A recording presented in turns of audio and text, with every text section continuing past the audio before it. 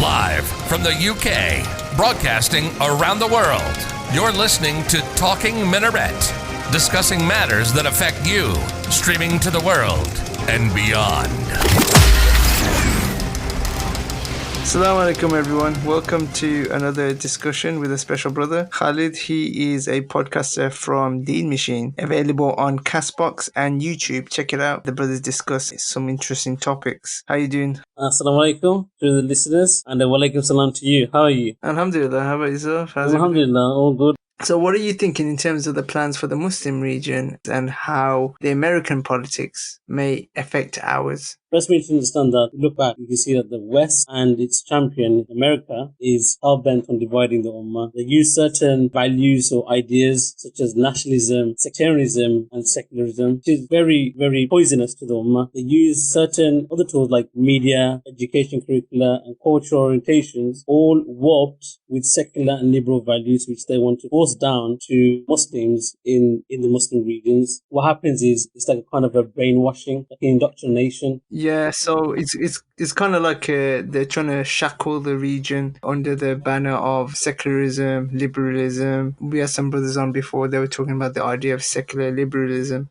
Secularism, for those who didn't listen to that podcast, is the division of Islam, religion, and political affairs. So you keep your Islam to your house, to your masjid, and it doesn't go any further than that. They are forcing secular liberal values onto the Muslims. They were actually shoving it down their throats. And if you didn't accept it, then what would happen? Now look at Iraq. Now look at Libya. Now look at Syria. So just because something that you might like it in your country doesn't mean you have to go around to other Muslim countries and forcing it down the necks of Muslims. I suppose the fact that those people who are still in power within the Muslim land, such as bin Salman, bin Zayed, these are still in power due to the fact that they in fact enact the whole idea of secularizing, the Western idea of secularizing the Muslim lands. They normalize ties with the usurping state, such as the so-called state of Israel. The people who abide by the American idea for foreign policy around the world, they will stay in power, and then once they reach their sell-by date, the West will just get rid of them, such as what happened with Gaddafi,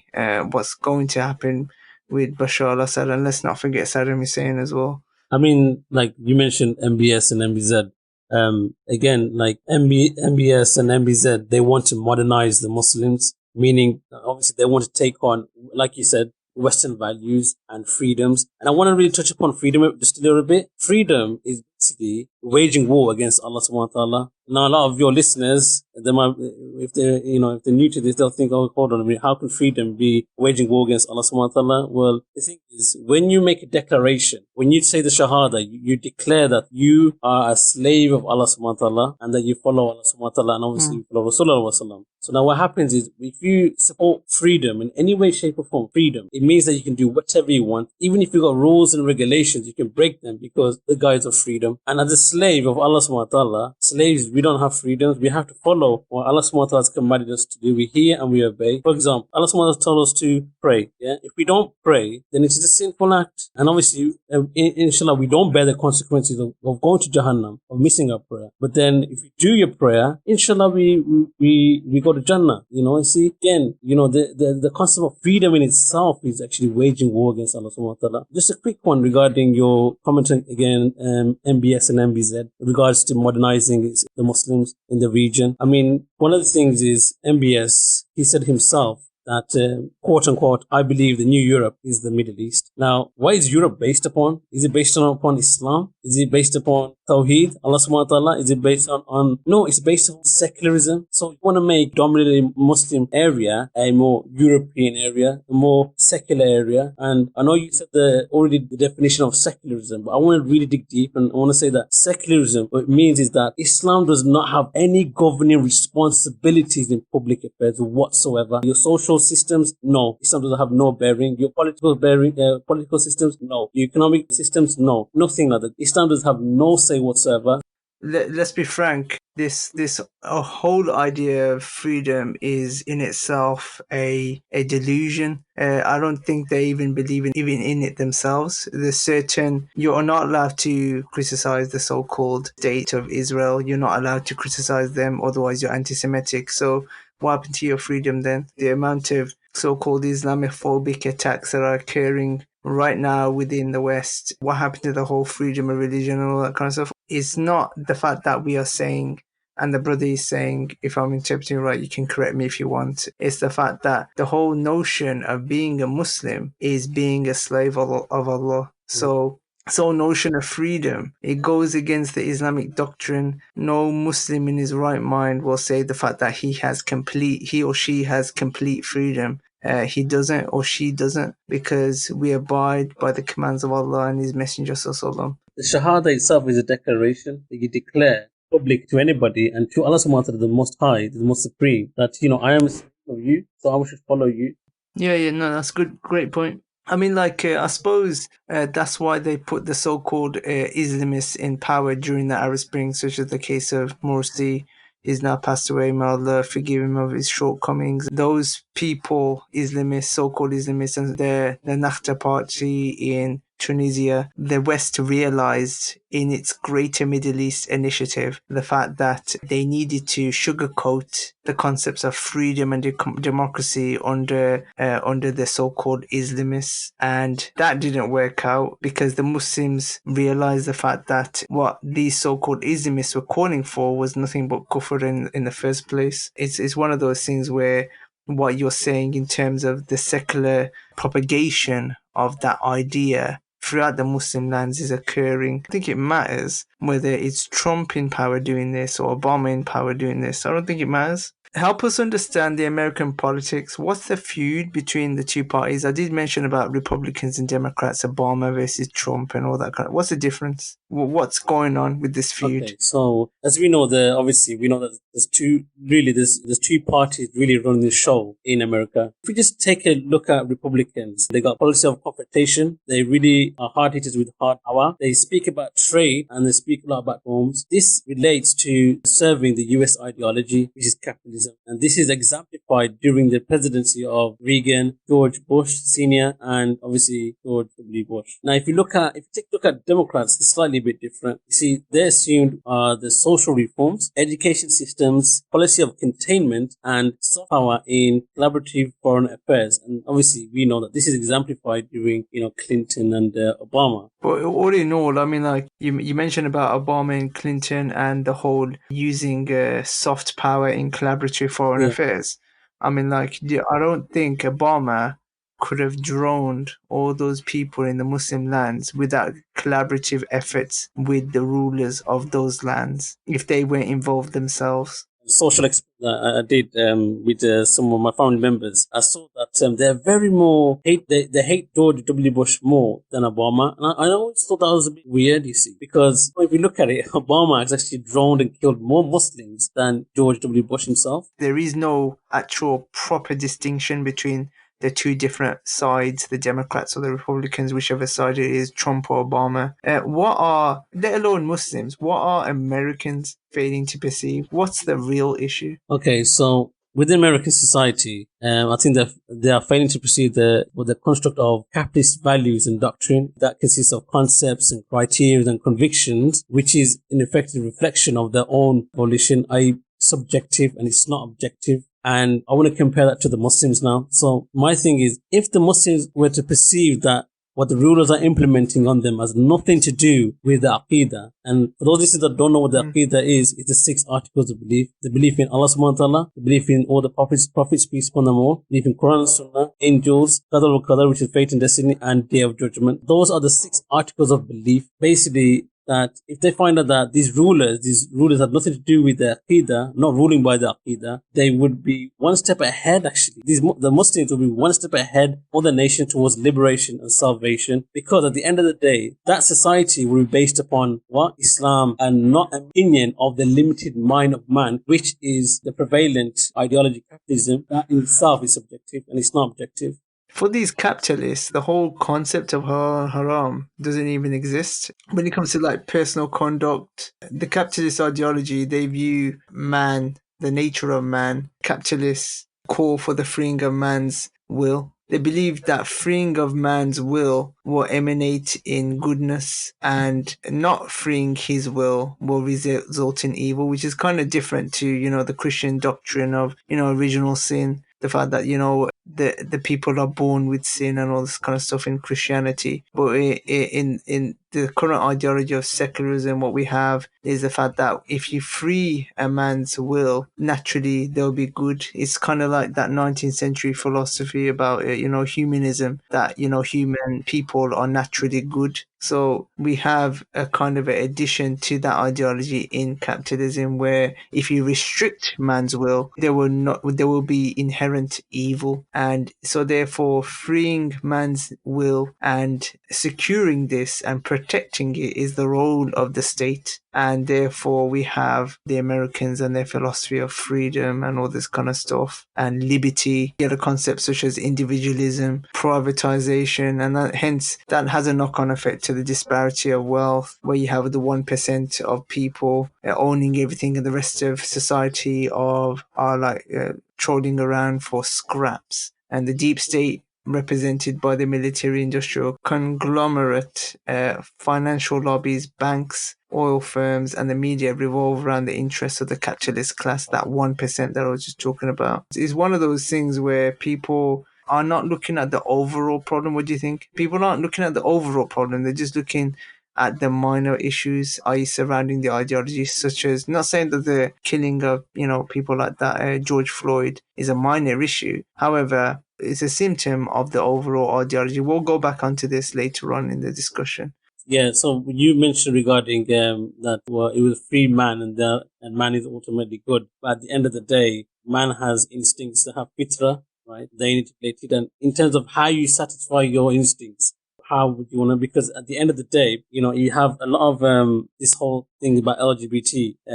They're satisfying their instincts or their needs by saying that they're gay and their freedom and whatnot. And about 50 years ago, even even in Western society, it was a taboo. You could get arrested, be in jail, be fined to even say you're gay. You see what I mean? So again, it goes back to the fact that the limited mind of man, that it is only subjective, and man has no place in how to govern society. Only God, Allah subhanahu wa ta'ala, will know how to govern society, not a mere man, because they change. That is true. I mean, like, just to add on to that, we had the fall of communism. Back then, the people under communism thought that that was good. So which ideology do you choose, capitalism or communism? I remember a quote from a Japanese philosopher, Fukuyama. He called it the end of history when the fall of communism occurred. It's the fact that ideologies do not end by the downfall of states which embrace them. Even if this downfall led to the breakup and fragmentation of the states, it doesn't end, because the people within it, they hold on to it. In the case of like communism, the people obviously declared the fact that they wanted capitalism instead. So hence the ideology was lost. But the surprising thing right now is that even after the downfall of the Uthmani Khilafah in 1924, the Islamic Ummah still held on to their belief, still held on to their deen, to their iman, and hence the Islamic ideology is still the only counter ideology to capitalism right now that's still in the world. If Muslims perceived that, then the rulers would have no power over them, and they would perceive the fact that the rulers are not abiding by what their Qidah demands. And one more step towards a liberation instead of the demise that we're in right now, the complete Islamic dark ages that we're in right Exactly. now. I want to go back on that point. You know what you said about everything's like subjective and stuff like that. You mentioned about subjectivism and objectivism. If you want to go into detail, it is what I mean by subjective is, thing is, you're making laws of yourself. Society is built upon concepts and criteria and convictions, right? And thing is, the people who are becoming governed by other men, by other people, yeah, it is their own opinion of what they think it is good or what they think it is bad. France, for example, right? So now in France, you can't wear the niqab, you get fined to wear the hijab. And now because of this pandemic, yeah, oh, now everybody's wearing a face mask. Oh, now that's fine. See what I mean? Because why? Because this is subjective. And the thing is, even if you look at in America itself as well, it's all subjective. That's why there's so much disparities and rifts within US society itself, especially with this pandemic, especially with this coronavirus thing situation going on, especially with Trump wanting to deploy army personnel onto the citizens. You see what I mean? This is the outcome of living in an ideology based upon subjective and not objective. I mean, like, just to add on to that issue, that what you just said in relation to subjective morality. I mean, if you look at the international tribunals, the only people who have been properly indicted are overwhelmingly like Africans. One or two people may be fair enough, Milosevic, but mainly Africans. But there've been other crimes committed in the last few years. Take the invasion of Iraq, but nothing was criminally reported on that and nobody was indicted on that. The United States itself is kind of like self-immunized from any prosecution. When they joined the World Court in 1946, the US basically initiated the modern International Court of Justice, which it joined, but with the reservation that the United States cannot be tried on any international treaty, meaning like the UN Charter, the Charter of Organization of American States, the Geneva Conventions. The US is self-immunized. They can't be prosecuted on any trial on these issues relating to, crimes or whatever it might be. And the court has accepted that. So, for example, in, the Nicaragua case against the United States at the World Court for the terrorist attacks against Nicaragua, most of the cases were thrown out because the United States invoked the Charter of Organization of American States, which bars intervention strongly. And the US is not subject to that, and the court accepted it. Going back to what you just said, yeah, it is all subjective. And as long as man has the ability, it will govern what's right or wrong for him or her. Going back to on the topic of America and the society, especially what's going on, not just coronavirus, but George Floyd and all that kind of stuff. Is there a rift in US society right now? If you mean rift as in like trust between the government and the people, then I would say yes, there is, or there already is, right? Just obviously, I mentioned earlier on that even recently, U.S. Defense Secretary, they have like objections towards Trump's threats to deploy U.S. troops to take care of the protests. And you have like 89 former defense staff, including 4 defense secretaries, Leon Panetta, Chuck Hagel, Ash Carter, and then you got William Khan. They warned Trump about deploying the army onto protesters. They told him that it would lead to undermining the trust between the people and the army, right? They also reminded him that the army is used to fight the enemies of America rather than their own. Also, you need to understand that we live in a time of technology, social media, that when news just flies from 1 minute to another minute, seconds, you know what I mean? So you can imagine that if something happens on the other side of the world, you're going to get the news straight away early in the morning. Even if Trump even says that he's going to deploy an army, he might as well just do it, because now he's already made that rift between the society and the government itself, because he said it already. You see what I mean? The Republicans, are they going to get rid of Trump?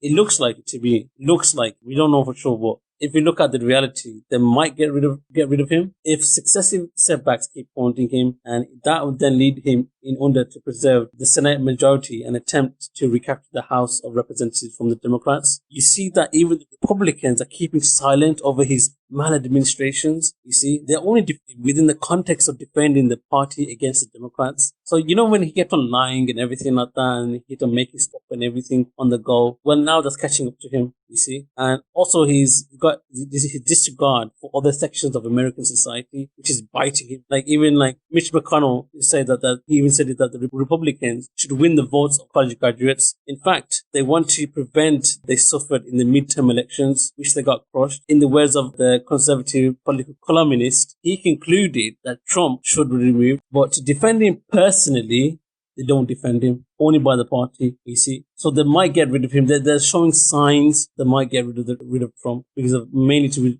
do with his maladministration, mainly to do with his handling of the pandemic, and mainly to do towards deploying army. They wanted to deploy army. On the other side of that, you've the fact that even Reagan or George Bush, they didn't manage to achieve what Trump has achieved, such as, the deal of the century, what's happening right now. Fair enough, that hasn't completely gone through. Fact that Trump could be put back in power, but I feel like the only way that would happen is if there's some kind of, one of those fake domestic attacks that happen, and then people stop thinking about the way Trump has, done a bad job of what's happening in coronavirus or the George Floyd thing. I mean, like, the current protests are just escalating, and fair enough, people are venting their anger, and Trump is however admired by the conservatives due to his lightness, because of his style of what he does, the extremist right-wing streak that he has, and his custodianship of the capitalist interest. He's compared to people like, Bashar al-Assad in Syria, the thugs of al-Sisi in Egypt. So he has a unique style, and it may be the fact that they could keep him on, or he could just be, as you said, like a sacrificial lamb to preserve the interests of the capitalists. On that topic, Democrats and Republicans alike, are they both employees of the capitalist elite? First things first, a capitalist system tends to the interest of the capitalist. You have to understand this. So Democrats or Republicans are employees of the ideology called capitalism. And capitalism is to capitalize in any way, shape or form. For example, Bill Clinton, he was a Democrat. He defended Chicota Brands International, which had backed his electoral campaign and imposed on Europe a fine worth tens of billions of dollars. Moreover, US administrations tend to meet top executives to inform them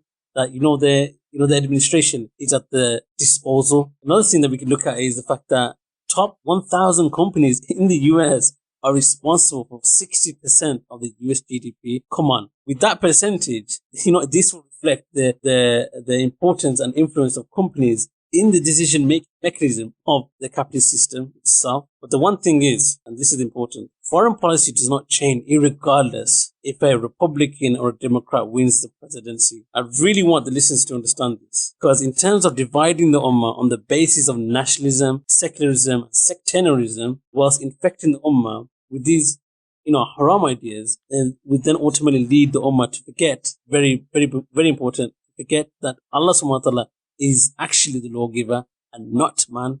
The issue with George Floyd, I know we touched on it, and you touched about nationalism, sectarianism, and all that kind of stuff. And is Trump and his like racist? Are they? Do you think it's racist?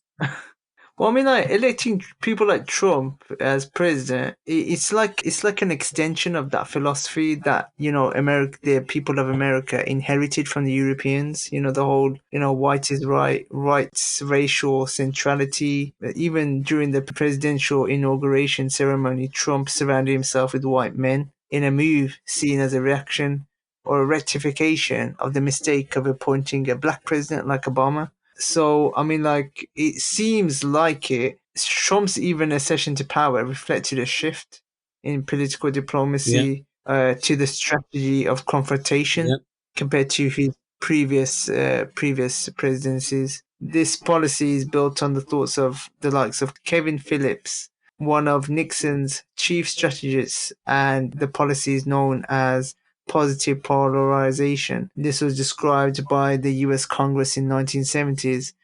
To quote this, I'm going to read it out. The administration is working the hidden veins of fear, racism, and resentment which lie deep in middle America. Respect for the past, distrust of the future, the politics of againstness.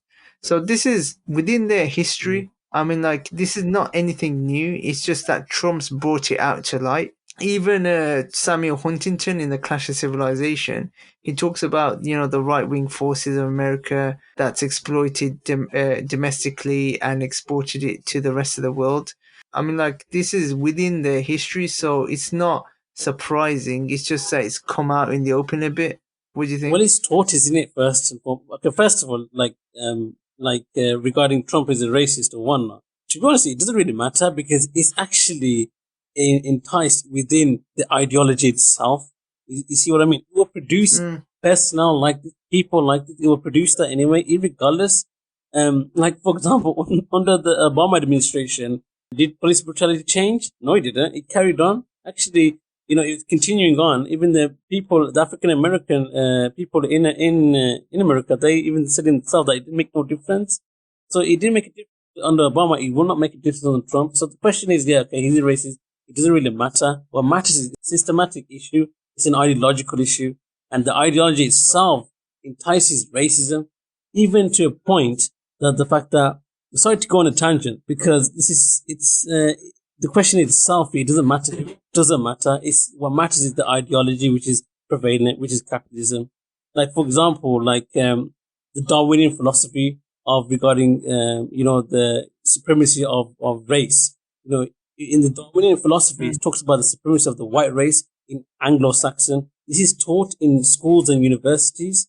You see the fruits of this by the scientific method, which entrenches the superiority and centrality of the white race. Just like you said, white is right. And that produces, what that produces within minorities? It produces an inferiority complex within ethnic minorities, which then justifies killing them. The minute you dehumanize somebody, it's like a psychological effect to the humans. It's like you can do things to them. It justifies killing, undermining the dignity and plundering the riches. And I just want to touch upon this.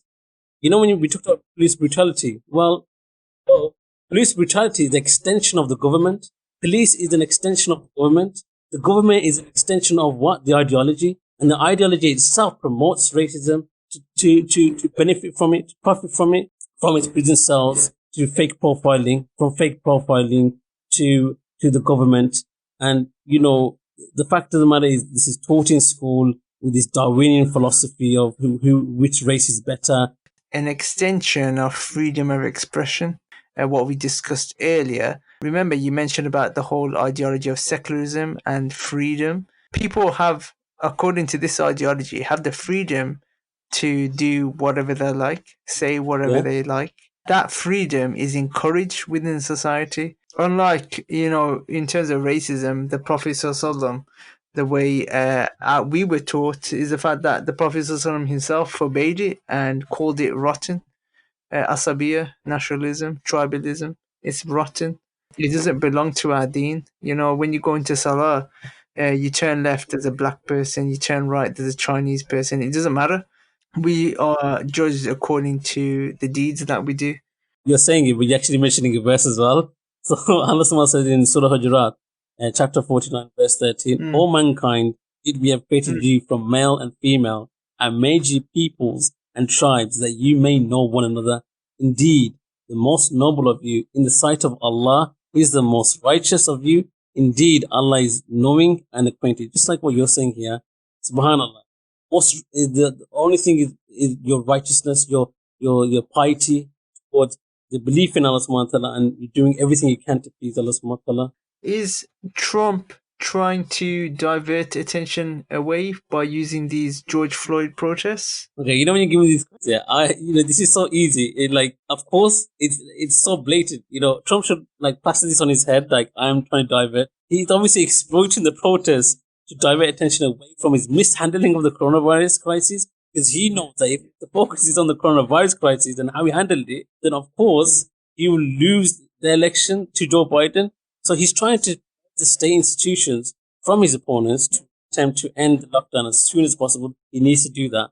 Speed up the return to normal life. And then obviously he's already investing in crisis by propagating himself, by holding the Bible outside, St. John's Church, and by announcing himself on the 1st of June on the lawn of the White House. And he said that as being the quote unquote the president of law and order. Obviously he's consolidating his position among his power base, and versus seeing the country plunge into chaos and obviously street wars. So obviously he's playing to his power base in terms of, he's the evangelical fans or voters or whatever. And then obviously he's using BLM George Floyd thing to divert attention well away from the coronavirus.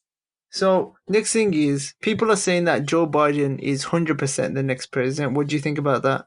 I wouldn't say 100%. I'll say that, yes, Joe Biden is capitalizing on Trump's failure to handle the pandemic. And Joe Biden is milking the BLM card, and he's incited the black Americans against Trump and the Republican. But Joe Biden himself, just like Trump, is playing to his power base, you see.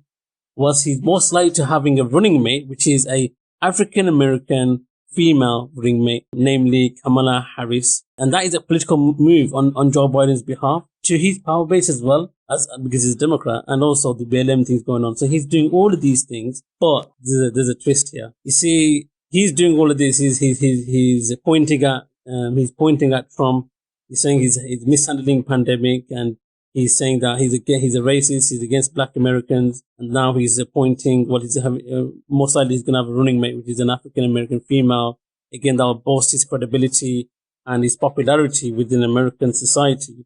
Well, again, where's like any other solutions? Is he giving any solutions? I don't see any solutions in terms of taxes, in terms of job employment and whatnot. He's not really, he's only doing that. It's like he's emotionally making those maneuvers, playing to people's emotions. That's what I'm trying to say. So Trump, on the other hand, he may conjure up a host of domestic and foreign support, like you mentioned earlier on in this podcast, like he did with Hillary Clinton in 2016 elections, if you remember that.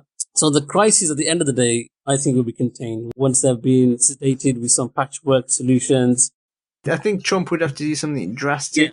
Yeah. It's not the fact that Biden is 100% going to win, but he's got a better chance, I think. And I think main thing is the fact that people are failing to perceive that the issue is capitalism and so-called liberalism, which dominates most of the world nowadays. It's failed, and it creates within it racism, which stems throughout all degrees of society. And even though they wave the banner of freedom and all this kind of stuff and democracy, like it's going to salvage all of humanity, but reality is the capitalist ideology and, liberalism and secularism, these are the issues at hand. And I mean, like, there are thousands upon thousands of George Floyds out there. So people are failing to latch onto the real problem. Ideology is the problem. We're going to end it there. Great having you on this show.